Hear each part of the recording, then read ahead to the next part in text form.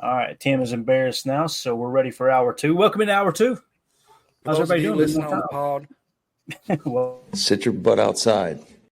Welcome them in, man. It's totally cool. All right, let's move along to the next topic here. We had a history we can hit on, but first I want to hit on a couple other things. We might get to it. Let's dive into a little topic on edge defender. So I uncovered another podcast today, and it's a Philly Eagles podcast that Greg Cosell is doing with those guys. And we got a couple of bonuses that we added to the board today. Emilio, do you remember who I texted over by chance? That would be Nick Scorton and Braden Swinson. He really liked Nick Scorton a lot. I wanted to play the audio for you guys, but we'd have to pull it up on the podcast. I'd have to screen record it and post it on here. So I'll just give you kind of what he said or my biggest takeaways. Did you get a chance to listen to that one, Amelia? You probably didn't. I did not. And he was on Shamar Stewart as well, you said. The big thing he said about Nick Scorton was his use of hands.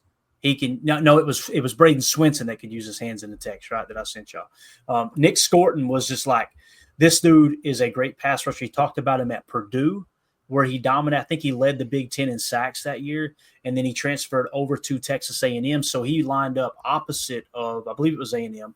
He lined up opposite of Shamar Stewart, and he talked about Nick Scorton like it was one of his favorite prospects. So he's going to get the 5-point bonus on our big board. That's going to raise him up a little bit. Do you know where he's at on our board right now, by chance, Emilio? Nick Scorton. Yeah, if you'll look him up for me. And then we'll talk about Braden Swinson here in a second as well. He is 25th. All right, so he's now 25th on our big board. Now he's in that range for the 23rd pick. I'm just saying that if you hear of a top 30 visit with Nick Scorton, he might be on the radar. Jacob, Amelia, actually, let me start with Tim here. Tim, what do you think about Nick Scorton, bro? Do you got anything on him? How do you feel about Nick Scorton out of Texas A&M, man? He looks pretty consistent, even going back to 2022. In 2024, he graded at 80.1 PFF grade, 28 hurries, 4 sacks, a couple bad passes. I mean, he meets a lot of the measurables and the stuff that we're looking for at the edge position. And I think he's probably versatile enough to play in this scheme in the 4-3 with Hafley. So definitely would be a guy that I could see going. If he's on the board, I would think the Packers would have to seriously think about, taking a flyer on that guy early. Yeah, you have no idea how bad I want to hit play right now because this highlight reel is unbelievable. You know what we'll be dealing with here. So you guys go check it out on my Twitter, at Packers_access. You'll see that I tagged Greg Cosell in a tweet where he talked about Nick Scorton and Braden Swinson. Jacob, how do you feel about Nick Scorton, man? Would you be okay with him at 23, or is he not consistent enough? What do you think, man? Yeah, I wouldn't be upset about it. Like Tim just highlighted, the guy's got some really great skills, 80.6% pass rush grade, 74.4 run defense grade, a pass rush win rate of 17%. Had some very good games against very high quality schools. Had 28 pressures each of the last of those 2024 and 2023 campaigns. So the sacks and sacks and hits were a little bit left to be desired. But I mean, he does seem like an athletic, physical freak. It does talk about too how he is such a size and versatility that he could be anywhere in a 3-4 defense or a 4-3. So they're saying that he may not be the exact type of playmaker that will be a high sack count type of guy, but he's the one that's going to be getting pressure and getting hurries each and every play. So, and he's not even legal to buy a beer yet. He can't buy a beer. He is under 21 years of age, so he does have that highlight on him. I just, again, at that area of the draft, I would probably rather go for someone with a little more bona fides and upside, but what do I know? Yeah. Daryl in the chat says Nick Scorton is not a good pass rusher or tackler.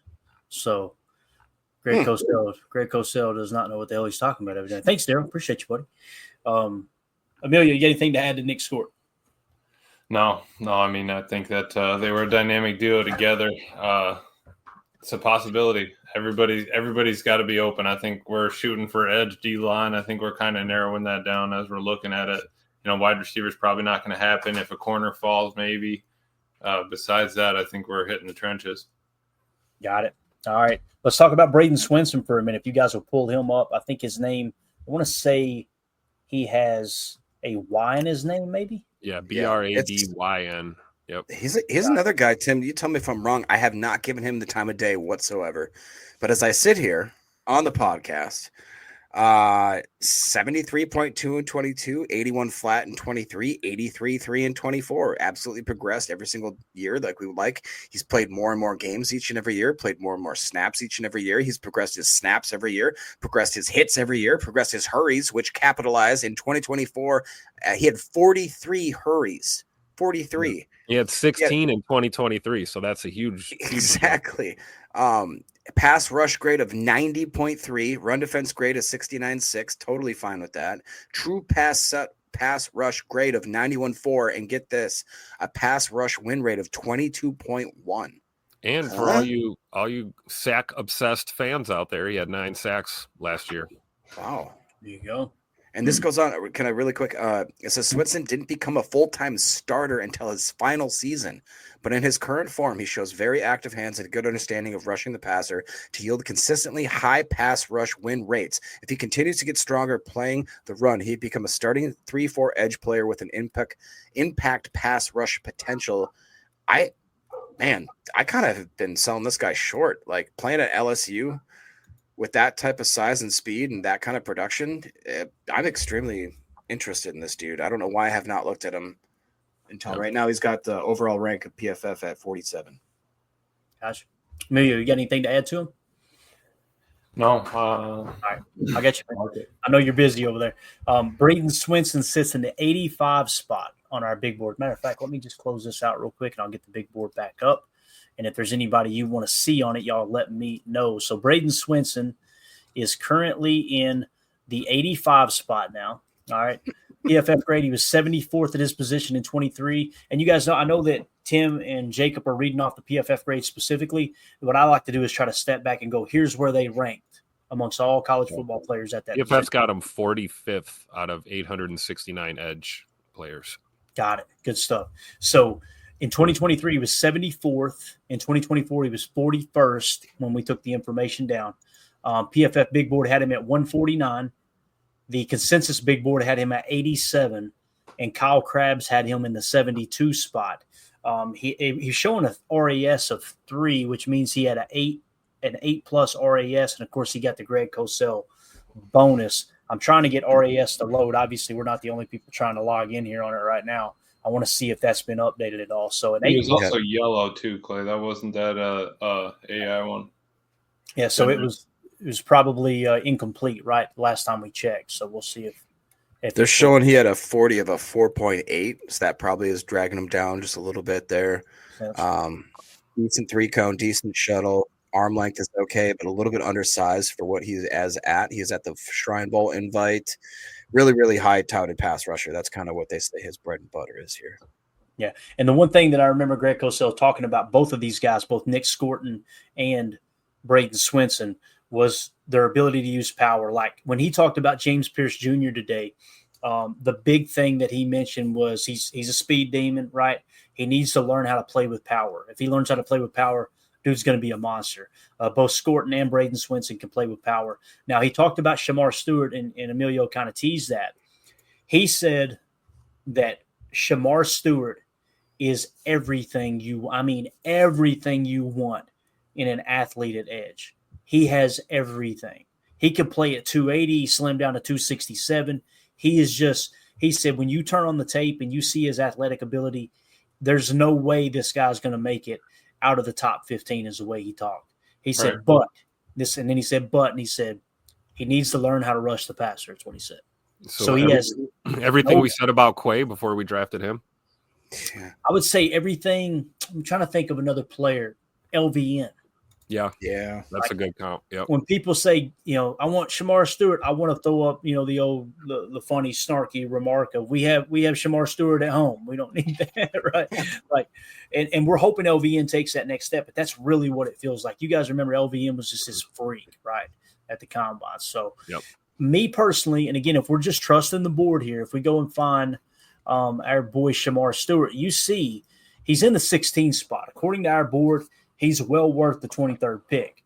I'm simply saying if there's another edge there like Michael Williams, I probably feel better about him than I do Shamar Stewart, to be honest with you. But when they put him up against other talent at the Senior Bowl, he knocked it out of the freaking park. That makes me sway back, right? And that RAS 10, Dane Brugler has him at 9. Daniel Jeremiah has him at 27. See, that feels more right for me. When Daniel Jeremiah's initial top 50 list, having him in the 27 spot, that feels kind of the sweet spot. To me, 16 feels a little high for someone who needs to learn how to rush the passer. You know what I'm saying? So I don't know, though, man. If he said if somebody gets their hands on him and they teach him how to rush the passer, he's going to be something very, very special. So anything else to add to Shamar Stewart or any of the other edge defenders you guys want to maybe hit on here before we move it along? I think Jacob had one start in the chat here. Yeah, from Coach Len. Mm-hmm. Would you rather draft Swinson or Birch if you had the choice? Great. That's a really good question. Let's see here. Braden Swinson, we've got in the 85 spot, right? Remember that 85. We got Jordan Birch at 60, so significantly higher. Now, keep in mind that we did meet with Nick Scorton. Did we meet with Braden Swinson too? Emilio, can you? We met with what was the other A&M guy? Yeah, Braden Swinson does have the cheese. Okay, so we already met with Braden Swinson. I think we met with Scorton. Maybe we didn't meet with Scorton. Did we meet? Didn't we meet with Stewart? We met with Shamar Stewart, yeah, right? Yeah, top 30. Yeah, it's top 32. Scorton just is a fit. He's got the hard eyes. Okay, gotcha. So we actually have not met with him yet then. Got it. Okay, so at 60, Jordan Birch will be hands down better than Swinson according to our board. We haven't met with him yet. He was at the Senior Bowl. Here's how Jordan Birch stacks up. 210th at his position, then he jumped to 189, then he jumped to 93. So, Jacob, PFF wasn't very high on him, right? Like they probably had a lower grade on him. It wasn't terrible. He's basically another steady Eddie. 2022, 72.4. 2023, 73.1. 2024, 77.6. So we saw the progression. Pass rush win rate is 15.7%. True pass rush win grade of 86.8. A pass rush grade of 81.3. Run defense grade is 68.1. Not great against the run with a 2.9% run stop rate, but 10 sacks this last year, 20 hurries. Played predominantly over tackle or outside tackle, only 1 snap at A gap, 21 at B gap. I don't hate the pick there, but I just don't. I personally would rather have Braden, I think. Yeah, got it. All right, cool. Jordan Birch, obviously sticking to the board. He would be my pick, Coach Lynn. And let's see here. PFF Big Board had him at 57 at the end of the year. Consensus Big Board had him 66. Daniel Jeremiah had him 35th on his initial top 50. 33rd team had him in the 69 spot, and Dane Brugler had him at 51. It's in yellow, meaning it wasn't in stone, but the RAS was tracking to be a 9+ for Jordan Birch. Unfortunately, he's not a good pass rusher, though. So, got it. I appreciate that, man. Yeah, well, hell, take him off the board. There we go. Heard it from a fan right here. I like this. Respect Orange just says AFM definitely interested in the sacks. Jeez. All right. I see what you guys did there. Manscaped. Right. So, any other edge defenders? Actually, there's another bit of news that dropped earlier today. Ian Rappaport put a tweet out. I want to ask your all's take on it. He said Louisville edge defender Ashton Galat. Do we know how to say his name? I don't, but I want to know how. I think Galat's pretty accurate. I think so. I thought it was like Till we hear otherwise. Iote. We'll say Galat. A name that is already generating buzz as we get closer to the NFL draft. Ran a blazing 4.63 40-yard dash at his pro day in front of representatives from all 32 NFL clubs. Can you guys look up his measurements? I want to know his height, weight, all that. 6'3", 275 pounds. 275 at 4'6". That is wild. So let's see where we got him on the board. What do you think about it? Go ahead, Jacob. I'm just sorry. Again, another guy that just jumps off the page here. 2022, 70.7. 2023, 85.8. 2024, 87.8. Played 12, 14, and then 12 games. Had over almost 600 snaps. Yeah, well over 600 snaps last 2 years. He had decent sack production, 9 in 2023, 5 in this last year. Had 11 hits this last year, 7 in 2023. But look at this, guys. In 2024, he had 41 hits. In 2023, he had 42 hits. He played predominantly over tackle and outside the tackle. He's a pass rush grade of 89.9. That'll do. Run defense grade 78 flat. A true pass set pass rush grade of 90.9 with a pass rush win rate of 20.9. Okay. On top of a run stop rate of 6.9. I mean, this dude is jumping off the page right now. Good stuff. So on our board, we had him, like I said, in the 55 spot. So this is a dude that might be, let's say that you don't have the edge defender you like there at 23. Let's say they do go wide receiver at 23. Like we said, we hope they don't, right? Let's say they go wide receiver at 23 and you come back and try to get an edge defender at 54. This might be someone in that range. 280th his position. He jumped all the way to 29th, then jumped on up to 26. The PFF Big Board had him at 40. Consensus Big Board had him at 86. Daniel Jeremiah had him in the 42 spot. So what? He's falling on PFF's board then. Yep. He's at Where's he at now? 113 right now. Wow. 86. Why do you think he fell, boys? What do you think? Watch him jump back up now that he ran this 40, right? It's just amazing. So is he maybe just a little undersized? 6'2" is kind of right below that threshold that the Packers like, I believe. So that might be the case, Jake. Might be. And again, what we're going to do is we're going to remove all the heart emojis. I put that up there so we could get an idea of the guys that were in that ballpark, right? Of, hey, these are the guys that are kind of in that range that look like they would fit the athletic threshold for the Packers. We're going to get you a updated version of that definitely before the draft, where we're going to remove it all, and anybody that you have that emoji next to, slam dunk, that's a fit. That's a fit. This could be incorrect, but Daryl actually coming in with some good knowledge here. Gilte or whatever is apparently pronounced gelati. Gelati, really?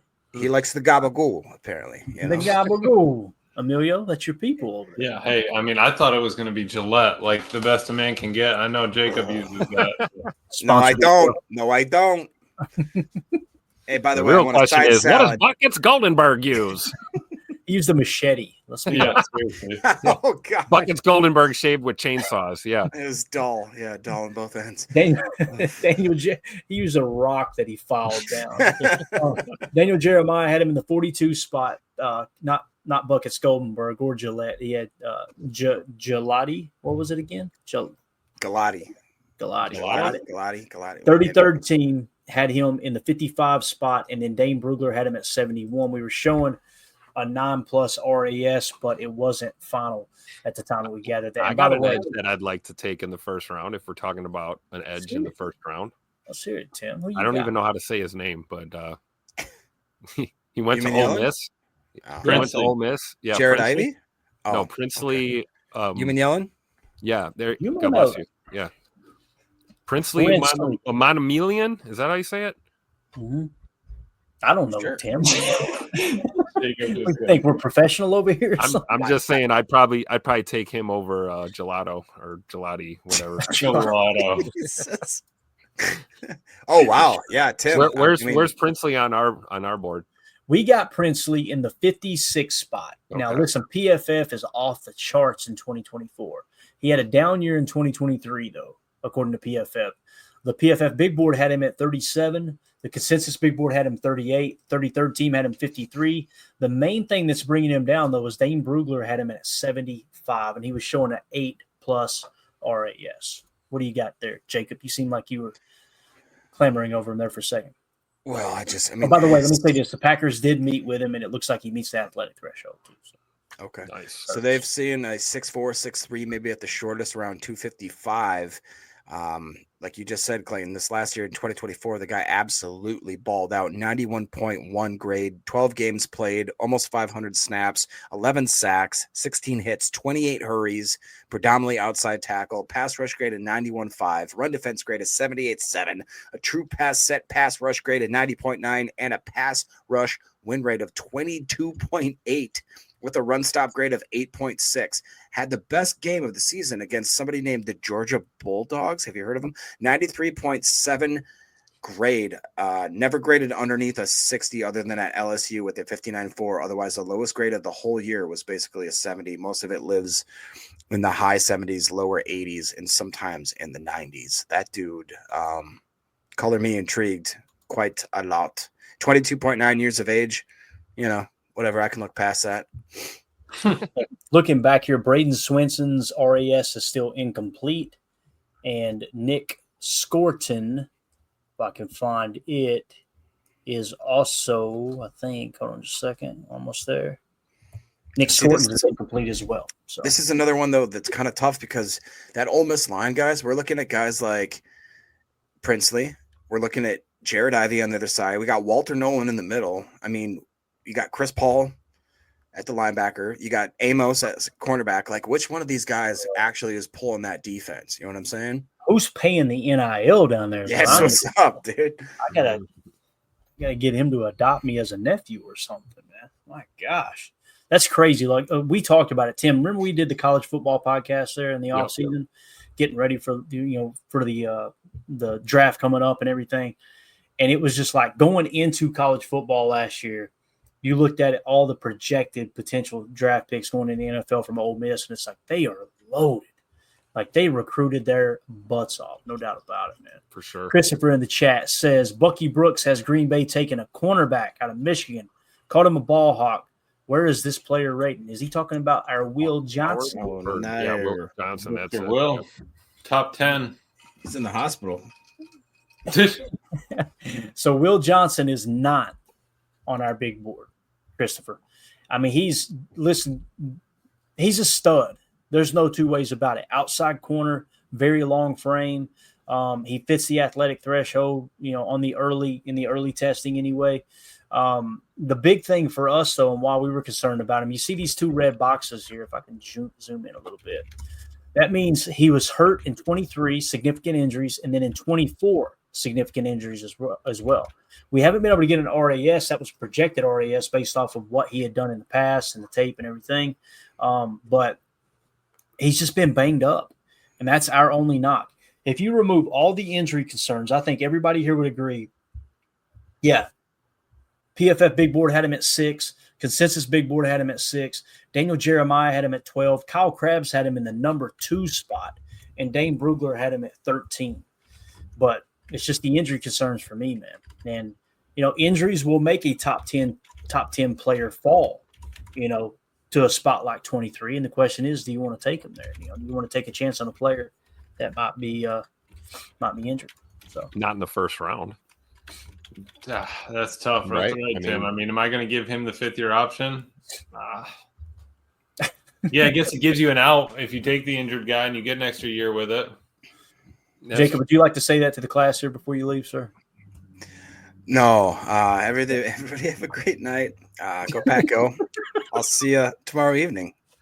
All right, buddy. Appreciate you, man. Have a good night. Absolutely. He's so full of crap, man. All right. Jacob Goldenberg. What do y'all think about that? Could you talk yourself into to Will Johnson at 23 if Jahdae Barron's already gone, and hands down he's the best prospect on the board, and Will Johnson, he's the best corner. Like, seriously, if he's there at 23, there's a good chance that he's the only one there, right? That you go, man, this makes all the sense in the world. Right. Yeah, if he falls to us at 23, I think you almost have to take him. But I think if not, they're going to probably be searching the trenches. I'm not mad at it, though. He's an inside, versatile kind of corner. But, specifically on the outside, I wouldn't be mad. Tim? I mean, I'd be mad in general if we took a corner in the first round. Maybe that's just my Jair bias and my bias of wanting to beef up the D line. So that being said, though, if he's on the board and he's the best available, yeah, I mean, you guys make a valid argument.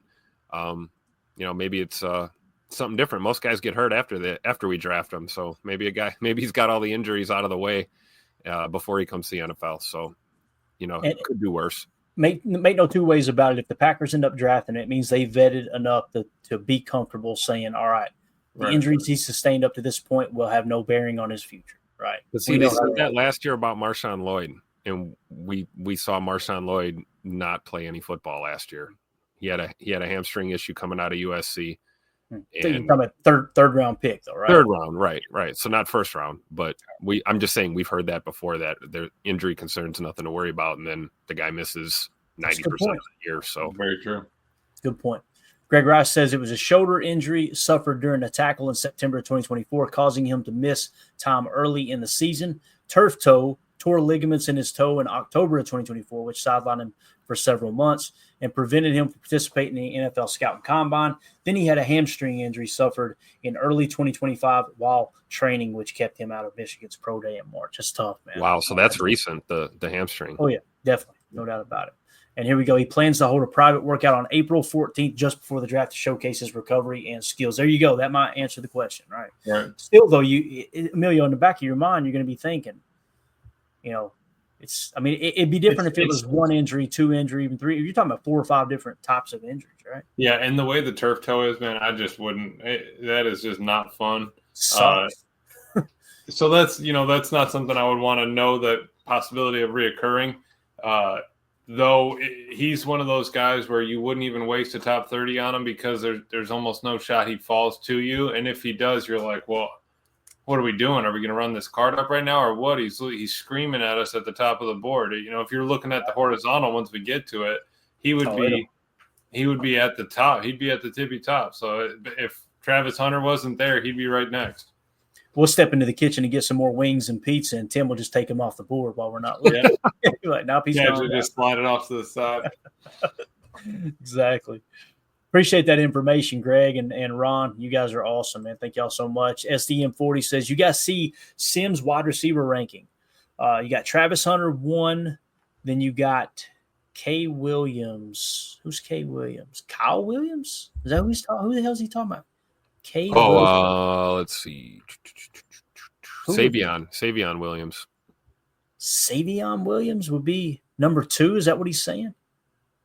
Wait, who's K. Williams? That's what I'm saying. Yeah. Kyle Williams. Kyle Williams. Yeah, Washington but Kyle State. Williams is way down, right, Emilio? I just sorted the board on you. I'm sorry, dude. Oh, you're good. I was going to pull it up by wide receiver real quick and just take a quick glance here. He's way down, yeah. Yeah, that's crazy. So who would K. Williams be? Kyle Williams. It would have to be, right? Yeah. So yeah, we've got him way down the board, bro. Holy cow. He was 253rd at his position, then 389th, and then 64th this year. PFF Big Board had him at 152. Consensus Big Board had him 147. Senior Bowl, he did ball out at the Senior Bowl. It looks like, right? Yep. And he's coming off his best season too. That's true, but yeah, almost man, that's 1,200 yards. crazy high for him. So we disagree with that one, I believe, right? This is in Sims. This is Chris Sims, right? Yeah, he does get a little. Yeah. He smokes a lot of pot too. Just being real here. I'm thinking he might get hashed up and say, "Hey, let me put a list together for the show tomorrow." Mm-hmm. So Travis Hunter, that checks out. Kyle Williams, somebody's on crack, right? I need the crackhead drop there, Tim, any chance you get. Then we got T-Mac 3rd, which you guys know we've got Tet as the top receiver because we got our boy Travis Hunter listed as a corner on our board. So Travis Hunter would definitely be above Tet McMillan, hands down, right? Yeah. And Kyle Williams. Yeah. All of these guys would be above Kyle Williams. Yeah. So then we got Luther Burden, Emeka Egbuka, Matthew Golden, and then Trey Harris, who Chris Sims has 4th on his list, right? Or 5th. Could be a crackhead. And then he's got Jalen Noel above Trey Harris. They got hold to the wrong stuff. Right. And we got Jalen Noel significantly lower. However, Jalen Noel did meet with the Packers, which these receivers did. I don't know, Emilio. Does that seem? What do you think about that ranking there, dude? After listening to Mark Dominic and the other guys, that's the first time I've heard Williams in any sort of top 5, top 10 kind of ranking. I feel like there's just so much more talent ahead of him that's not getting that kind of talk, but is definitely I would put ahead of Mr. Williams there. There's just too much there, honestly. Gotcha.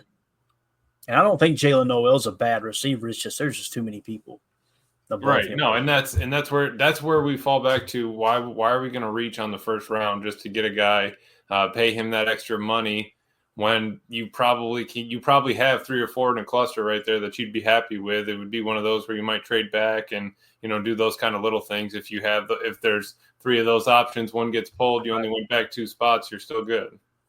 Yeah, that's a great point. H.E. Solder said, "Is there a player that is not a position of that is rated too high to pass if they are there at 23? Ashton Gianti or Ty Warren come to mind. Yeah, if either of those guys are there at 23, it'd be hard to pass. I would be shocked if Genti makes it out of the 10 picks into the draft. Yeah, we've got a negative 6.2 on him.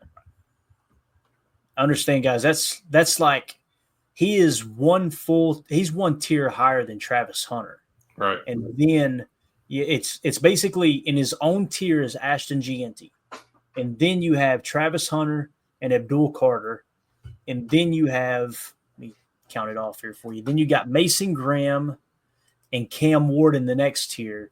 Then we got Ty Warren and Tet McMillan in the next tier. And then it goes into that's where it really starts to trickle down. You get bigger clusters. So right.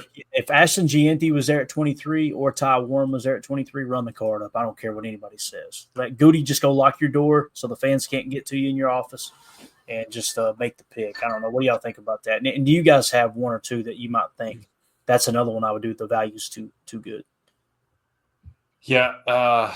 I mean, according to our board, you're spot on. I think it would just be Ashton or Warren if we're talking about a position not of need, or that is thought of highly. If we're also doing that, I would pull Mr. Jihad Campbell. Yep. I would say that would be a pull if we're specifically picking from those, second, third tier of positions. I see it. One that comes to mind for me is Malachi Starks out of Georgia. You guys keep taking all of mine. I'm sorry, Tim. I didn't even give you a chance to go. Julio took one, and now you took my other one. I have no input. Tim's going to reach into the 60s for us just to get us a new name. Tell me why you would be okay with Malachi Starks there, Tim. Like, because we're loaded at safety already, but still, if the value's too good, and we got him in a 20 spot. I don't think the value's great there that you can't pass it up at 23. But there may be some people. Let's assume that they've got him in the top 5 or top 10, right? Yep. I'm just gonna say, I agree. I mean, safety room is pretty deep, right? But we saw what happened when Evan Williams got hurt last year, and we gotta look at Javon Bullard playing back there. And so I think, it's not crazy to add depth into the safety room as you grind through a long NFL season. That being said, I don't think we're going to take a safety in the early rounds or anything, but yeah, Malachi Starks was one of the first names I thought of. And then, of course, Emilio took my Jihad Campbell. That was the other guy I thought of as well. So I think we're all on the same page here, but it's a good question to really think about, Right. Put so much emphasis on what we want and position groups, all these things, but it's like, we have no idea how the board's going to start falling on draft day. So got to be ready. Tim, I think it was DJ that was saying everybody that has talked about or talked to Malachi Starks absolutely fell in love with the guy. Like he is the way he handles himself, his football IQ, the way he's able to break down his own film, the tape, all of those things coming from, a good, great program. You imagine if we had him and Bull back there or just load it up. Yeah, or rotating into the slot even. Yep. And they said that's what that was it too, Tim. They said that he's a lot more bendy, a lot more flexible to be able to play in the slot than it would be like Emanwari kind of from South Carolina. You'd get a lot more out of Starks in the slot than you would just because he's a little bit more tight in the hip, stiff. Emanwari is. Yeah, and when you look at the safety position, the way we got it right now, and I know we haven't talked safety a lot, but it's important to understand where these players sit because even though we may not see it as a need, it's going to help shape the board and help shape draft night. Malachi Starks is in the 20 spot, and then you go down and it's Xavier Watts at 35 out of Notre Dame. Then you've got Nick Emanware. Many people probably have Nick Emanware over top of Xavier Watts, right? But on our board, from what I've heard, we've got Watts and then Emanware. He scored a perfect 10, right? I think did you just mention that, Emilio? No, I didn't. But yes, he's a physical freak. He's just a little bit stiffer, in the slot type area. Gotcha. So you got 3 borderline first round picks at safety. Now I think that one will probably go in the first round, and the other 2 will end up in the second or the third. But then after that, as you comb down here, it drops off significantly to the 64 spot with Andrew Makuba out of Texas. So that's kind of how the safety room shakes out there. And quarterbacks, we haven't talked about a lot here lately. We've got a write-up over at our Patreon group if you guys want to check that out. Scan the QR code in the upper right. Also, we're doing a giveaway on Saturday, so make sure if you want to get your name in the hat for that giveaway, we're going to be giving away an autographed Mason Crosby card. It's got a piece of jersey on it as well. Really, really cool piece of memorabilia with him going into the Packers Hall of Fame this year.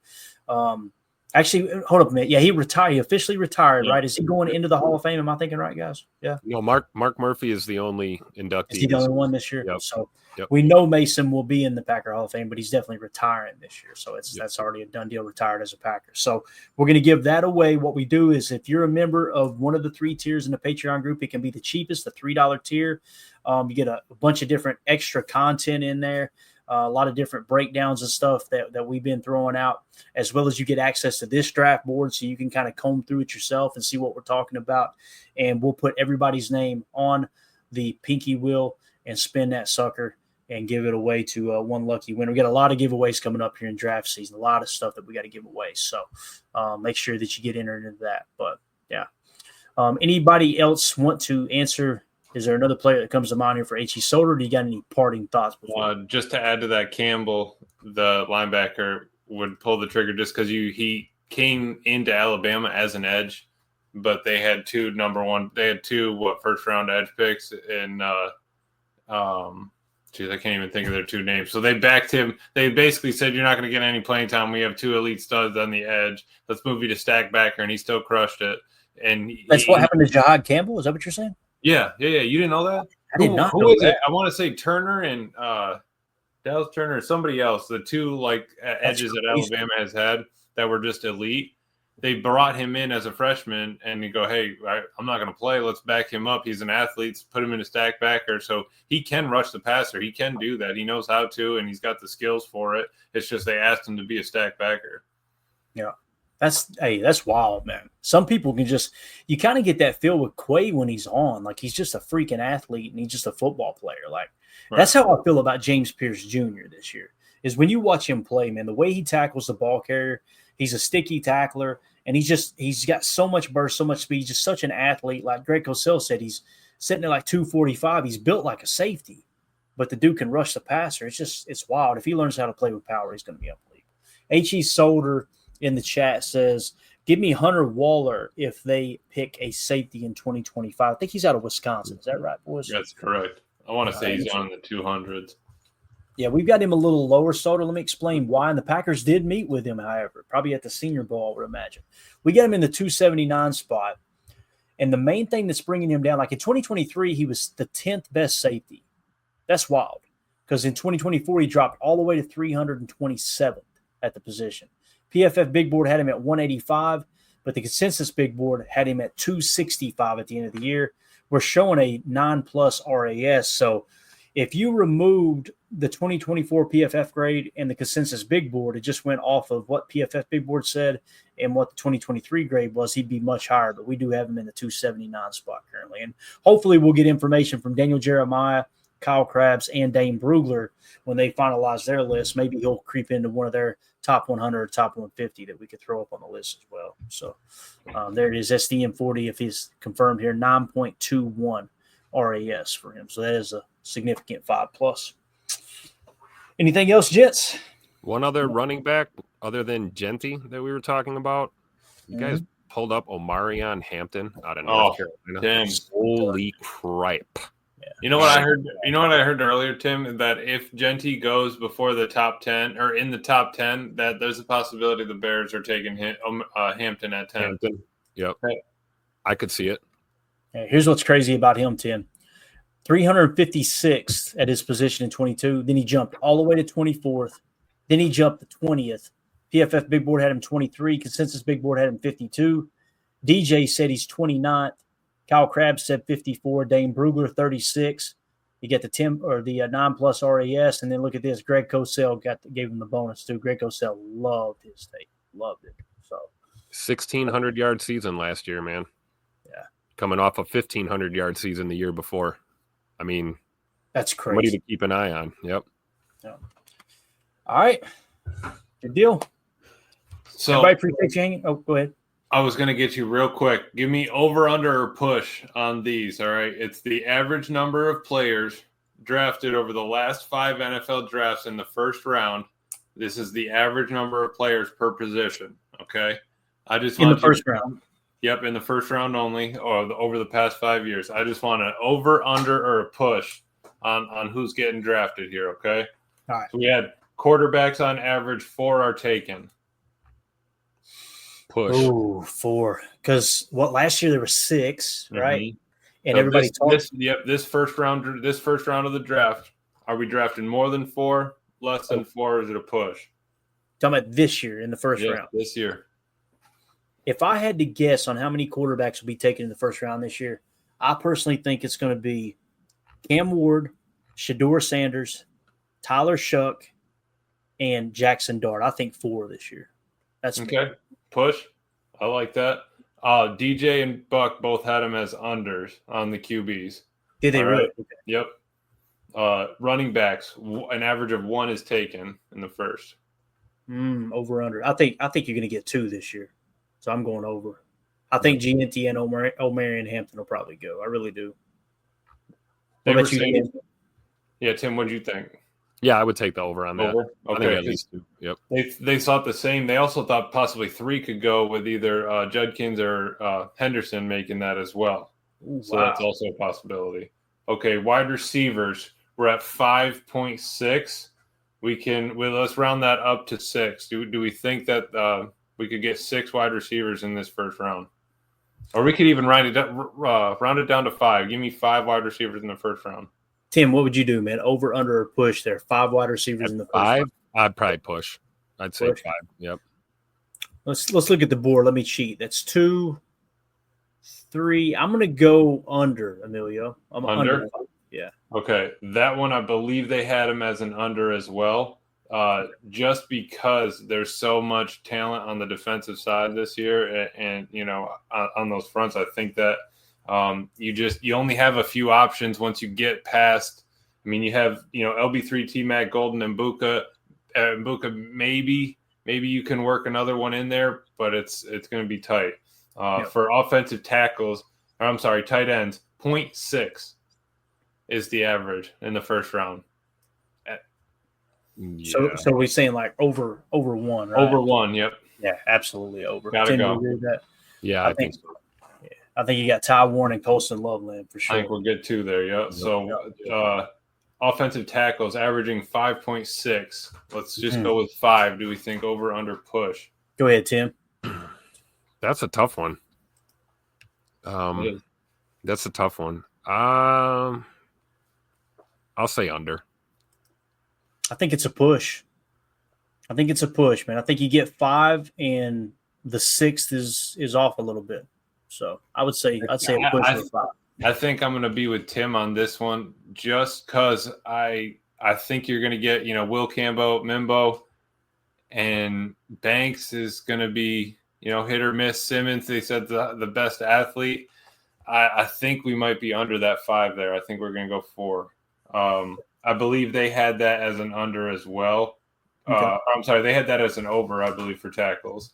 Interior O linemen averaging 1.4. So if we just get more than 1, that's tough though, because we're switching them back and forth. Right. You got everybody's going inside out. But if you were to just say interior O lineman from the board, I'd say we have to go over on that one. I think we'd have to go under. It's just because it's so weird, because they're like, you'll hear it all draft night, man. It'll be whatever, the Buccaneers take tackle so and so, they're going to play him at guard. It's like, okay, which one was he, right? Yeah, right. It's so tough. So the only one that we're looking at there is Booker, that I feel that I hear anything about besides moving one of those tackles inside because of short arms or whatever they think. Yeah, and people people were talking about who's the tackle, Will Campbell.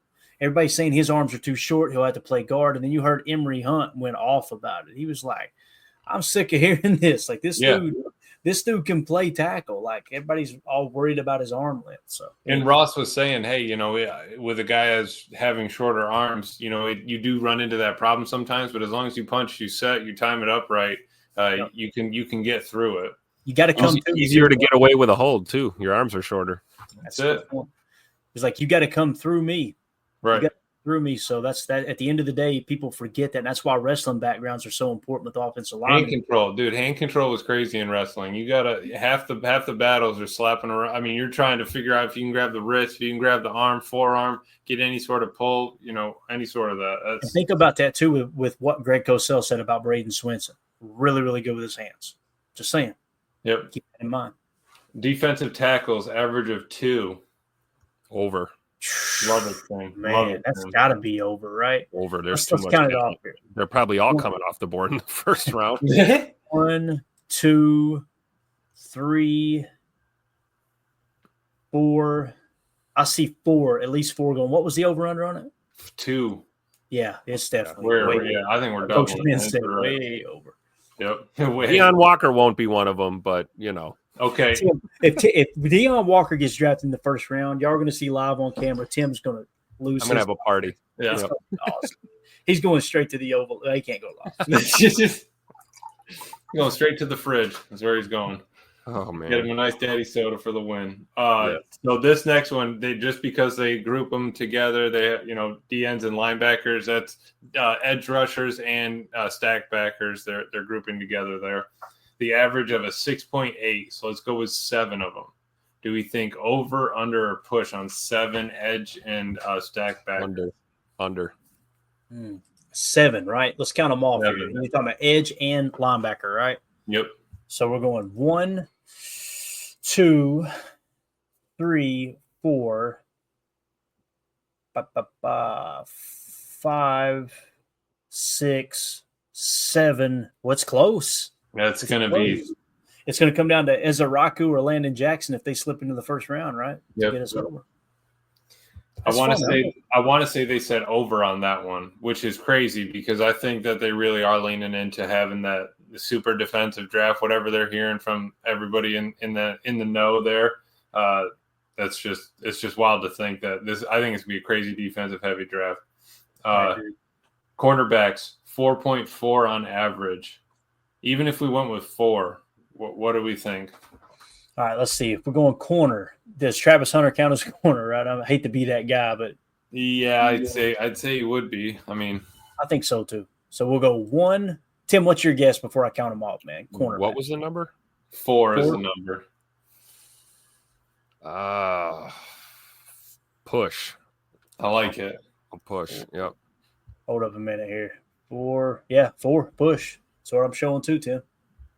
Yeah, nice. And I want to say they went over with that one just because of like Maxwell Harrison and those kind of guys that DJ has put in his draft. He's trying to lean into that, thinking that hey, we got to stop the wide receivers that are coming in. We got to stop all that. So I think that's an option. And then safeties, they are averaging 0.6. So just the same as tight ends. If we could get one drafted in the first.